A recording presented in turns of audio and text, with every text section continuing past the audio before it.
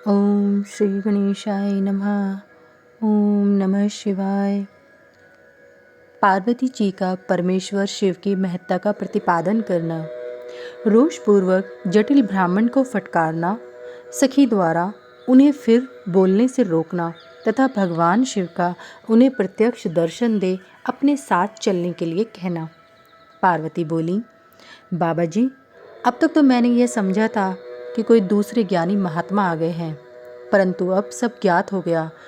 आपकी कलई खुल गई। आपसे क्या कहूँ, विशेषतः उस दशा में जब आप अवध्य ब्राह्मण हैं। ब्राह्मण देवता, आपने जो कुछ कहा है वह सब मुझे ज्ञात है, परंतु वह सब झूठा ही है, सत्य कुछ नहीं है। आपने कहा था कि मैं शिव को जानता हूँ। यदि आपकी यह बात ठीक होती तो आप ऐसी युक्ति एवं बुद्धि के विरुद्ध बात नहीं बोलते।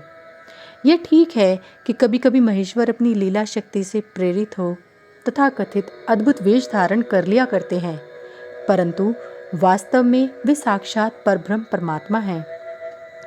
उन्होंने स्वेच्छा से ही शरीर धारण किया है। आप ब्रह्मचारी का स्वरूप धारण कर मुझे ठगने के लिए उद्यत हो यहाँ आए हैं और अनुचित एवं असंगत युक्तियों का सहारा ले छल कपट से युक्त बातें बोल रहे हैं। मैं भगवान शंकर के स्वरूप को भली भांति जानती हूँ, इसलिए यथा योग्य विचार करके उनके तत्व का वर्णन करती हूँ। वास्तव में शिव निर्गुण ब्रह्म हैं, कारणवश सगुण हो गए हैं। जो निर्गुण हैं, समस्त गुण जिनके स्वरूप भूत हैं, उनकी जाति कैसे हो सकती है? वे भगवान सदाशिव समस्त विद्याओं के आधार हैं। फिर उन पूर्ण परमात्मा को किसी विद्या से क्या काम? पूर्व काल में, कल्प के आरंभ में, भगवान शंभु ने श्री विष्णु को उच्छ्वास रूप से संपूर्ण वेद प्रदान किए थे। अतः उनके समान उत्तम प्रभु दूसरा कौन है? जो सबके आदि कारण है, उनकी अवस्था अथवा आयु का मापतौल कैसे हो सकता है? प्रकृति उन्हीं से उत्पन्न हुई है, फिर उनकी शक्ति का दूसरा क्या कारण हो सकता है? जो लोग सदा प्रेम पूर्वक शक्ति के स्वामी भगवान शंकर का भजन करते हैं, उन्हें भगवान शंभु प्रभु शक्ति, उत्साह शक्ति और मंत्र शक्ति, ये तीनों अक्षय शक्तियाँ प्रदान करते हैं। भगवान शिव के भजन से ही जीव मृत्यु को जीत लेता और निर्भय हो जाता है। इसीलिए तीनों लोकों में उनका नाम मृत्युंजय नाम प्रसिद्ध है। उन्हीं के अनुग्रह से विष्णु विष्णुत्व को, ब्रह्मा ब्रह्मत्व को और देवता देवत्व को प्राप्त हुए हैं। शिव जी का पक्ष लेकर बहुत बोलने से क्या लाभ? वे भगवान स्वयं ही महाप्रभु हैं। कल्याण रूपी शिव की सेवा से यहाँ कौन सा मनोरथ सिद्ध नहीं हो सकता? उन महादेव जी के पास किस बात की कमी है जो वे भगवान सदाशिव स्वयं मुझे पाने की इच्छा करें? यदि शंकर की सेवा न करे तो मनुष्य 7 जन्मों तक दरिद्र होता है, और उन्हीं की सेवा से सेवक को लोक में कभी नष्ट न होने वाली लक्ष्मी प्राप्त होती है। जिनके सामने 8 सिद्धियां नित्य आकर से नीचा किए इस इच्छा से नृत्य करती हैं कि वे भगवान शंकर हम पर संतुष्ट हो जाएं, उनके लिए कोई भी हितकर वस्तु दुर्लभ कैसे हो सकती है? यद्यपि यह मांगलिक कही जाने वाली वस्तुएं शंकर का सेवन नहीं करती, तथापि उनके स्मरण मात्र से ही सबका मंगल होता है। जिनकी पूजा के प्रभाव से उपासक की संपूर्ण कामनाएं सिद्ध हो जाती हैं। सदा निर्विकार रहने वाले उन परमात्मा शिव में विकार कहाँ से आ सकता है? जिस पुरुष के मुख में निरंतर शिव यह मंगलमय नाम निवास करता है, उसके दर्शन मात्र से ही अन्य सब सदा पवित्र हो जाते हैं। जैसा कि आपने कहा है कि वे चिता का भस्म लगाते हैं, परंतु यदि उनका लगाया हुआ भस्म अपवित्र होता तो उनके शरीर से झड़कर गिरे हुए उस भस्म को देवता लोग सदा अपने सिर पर कैसे धारण करते? अतः शिव के अंगों के स्पर्श से अपवित्र वस्तु भी पवित्र हो जाती है। जो महादेव सगुण होकर तीनों लोकों के कर्ता भर्ता और हर्ता होते हैं तथा निर्गुण रूप में शिव कहलाते हैं, वे बुद्धि के द्वारा पूर्ण रूप से कैसे जाने जा सकते हैं? पर ब्रह्म परमात्मा शिव का जो निर्गुण रूप है, उसे आप जैसे बहिर्मुख लोग कैसे जान सकते हैं?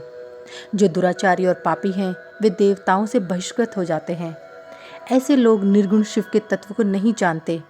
जो पुरुष तत्व को न जानने के कारण या शिव की निंदा करता है, उसके जन्म भर का सारा संचित पुण्य भस्म हो जाता है।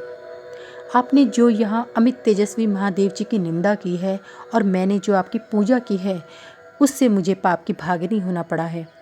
शिवद्रोही को देखकर वस्त्र सहित स्नान करना चाहिए। शिवद्रोही का दर्शन हो जाने पर प्रायश्चित करना चाहिए। इतना कहकर पार्वती जी उस ब्राह्मण पर अधिक रुष्ट होकर बोली, अरे दुष्ट, तूने कहा था कि मैं शंकर को जानता हूँ, परंतु निश्चय ही तूने उन सनातन शिव को नहीं जाना है। भगवान रुद्र को तू जैसा कहता है वे वैसे ही क्यों न हो, उनके जैसे भी बहुसंख्यक रूप क्यों न हो। सत्पुरुषों के प्रियतम नित्य निर्विकार वे भगवान शिव ही मेरे अभिष्टतम देव हैं। ब्रह्मा और विष्णु भी कभी उन महात्मा हर के समान नहीं हो सकते। फिर दूसरे देवताओं की तो बात ही क्या है, क्योंकि वे सदैव काल के अधीन हैं। इस प्रकार अपनी शुद्ध बुद्धि से तत्व विचार कर मैं शिव के लिए वन में आकर बड़ी भारी तपस्या कर रही हूँ। वे भक्तवत्सल सर्वेश्वर शिव ही हम सबके परमेश्वर हैं। दीनों पर अनुग्रह करने वाले उन महादेव को ही प्राप्त करने की मेरी इच्छा है। ब्रह्मा जी कहते हैं, नारद, ऐसा कहकर गिरिराज नंदिनी गिरिजा चुप हो गई और निर्विकार चित्त से भगवान शिव का ध्यान करने लगी। देवी की बात सुनकर वह ब्रह्मचारी ब्राह्मण ज्यों ही कुछ फिर कहने के लिए उद्यत हुआ, त्यों ही शिव में आसक्त चित्त होने के कारण उनकी निंदा सुनने से विमुख हुई पार्वती अपनी सखी विजया से शीघ्र बोली। पार्वती ने कहा, सखी, इस अधम ब्राह्मण को यत्नपूर्वक रोको, यह फिर कुछ कहना चाहता है। ये केवल शिव की निंदा ही करेगा, और जो शिव की निंदा करता है केवल उसी को पाप नहीं लगता, जो उस निंदा को सुनता है वह भी यहाँ पाप का भागी होता है। भगवान शिव के उपासक को चाहिए कि वे शिव की निंदा करने वाले का सर्वथा वध करे। यदि वह ब्राह्मण हो तो उसे अवश्य ही त्याग दे और स्वयं उस निंदा के स्थान से शीघ्र दूर चले जाए। ये दुष्ट ब्राह्मण फिर शिव की निंदा करेगा। ब्राह्मण होने के कारण यह वध्य तो नहीं है, अतः त्याग देने योग्य है। किसी तरह भी इसका मुख नहीं देखना चाहिए। इस स्थान को छोड़कर हम लोग आज ही किसी दूसरे स्थान में शीघ्र चले, जिससे फिर इस अज्ञानी के साथ बात करने का अवसर न मिले। ब्रह्मा जी कहते हैं, नारद, ऐसा कहकर उमा ने ज्यों ही अन्यत्र जाने के लिए पैर उठाया, त्यों ही भगवान शिव ने अपने साक्षात स्वरूप में प्रकट हो प्रिया पार्वती का हाथ पकड़ लिया। शिवा जैसी स्वरूप का ध्यान करती थी, वैसा ही सुंदर रूप धारण करके शिव ने उन्हें दर्शन दिया। पार्वती ने लज्जावश अपना मुंह नीचे की ओर कर लिया। तब भगवान शिव उनसे बोले, प्रिय, मुझे छोड़कर कहाँ जाओगी? अब मैं फिर कभी तुम्हारा त्याग नहीं करूँगा। मैं प्रसन्न हूँ, वर मांगो। मुझे तुम्हारे लिए कुछ भी अदेय नहीं है। देवी, आज से मैं तपस्या के मूल खरीदा हुआ तुम्हारा दास हूँ। तुम्हारे सौंदर्य ने भी मुझे मोह लिया है। अब तुम्हारे बिना मुझे एक क्षण भी युग के समान जान पड़ता है। लज्जा छोड़ो, तुम तो मेरी सनातन पत्नी हो। गिरिराज नंदिनी, महेश्वरी, मैंने जो कुछ कहा है उस पर श्रेष्ठ बुद्धि से विचार करो। सुस्थिर चित्त वाली पार्वती, मैंने नाना प्रकार से तुम्हारी बारंबार परीक्षा ली है। लोक लीला का अनुसरण करने वाले मुझ स्वजन के अपराध को क्षमा कर दो। शिवे, तीनों लोकों में तुम्हारे जैसी अनुरागिणी मुझे दूसरी कोई नहीं दिखाई दी थी। मैं सर्वथा तुम्हारे अधीन हूँ। तुम्हारी इच्छा पूर्ण हो। प्रिय, मेरे पास आओ। तुम मेरी पत्नी हो और मैं तुम्हारा वर हूँ। तुम्हारे साथ मैं शीघ्र ही अपने निवास स्थान उत्तम पर्वत कैलाश को चलूँगा। ब्रह्मा जी कहते हैं, देवादिदेव महादेव जी के ऐसा कहने पर पार्वती देवी आनंद मग्न हो उठीं।